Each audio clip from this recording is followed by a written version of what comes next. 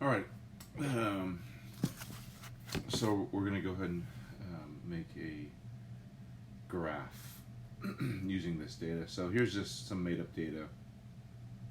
Um, couple things. We want to graph both the mass of the parent isotope over time, as well as the mass of the daughter isotope over time. So um, what we're going to do is we're going to highlight everything. Now, one thing before you continue is you need to remove.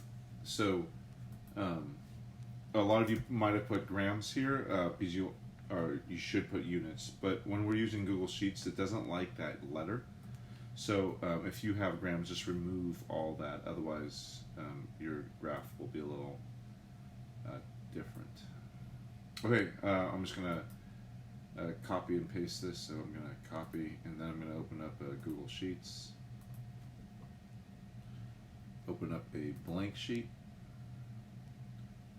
and then I'm gonna paste what I copied. All right, so it looks like this. So a couple things to notice. I included the titles or the first row of each column. It'll help for the labeling of the graph. And then notice there's only numbers, no units in the cells below. Then I'm going to go to insert a chart. So we're going to insert a chart using that data, and we'll pop a scattergram.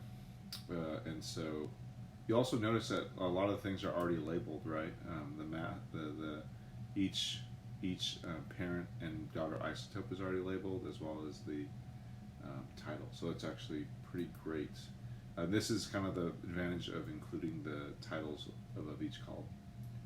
I would actually prefer us to use a line chart. So I went to the setup, which is on the right side, selected this. So now I have a line graph, which in this case I would like.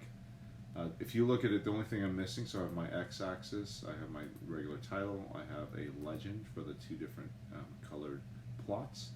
But if you look at over here, I'm missing my vertical axis title. So what we're going to do is we're going to go over here to customize. So under the chart edit, you'll see like there's a setup and then there's a customize. The second thing down is chart axis and titles. We're going to click on this, go to vertical axis title. So we want to label the y-axis. Click on that. The vertical axis title, in this case, this is the mass, right, in grams of each isotope. And then there you go. So this is the graph we want. I click on it, you'll see three dots appear on the graph. Go ahead and open that up, go to copy chart, and then you're just going to bring it back here where it says insert graph. We'll go ahead and paste it in there. You can link it to the spreadsheet. What that will do is if you change the data on the spreadsheet, it'll also change the line as well, or you can just go and link, it doesn't really matter, and then it'll be there for you. Okay, hopefully this helps.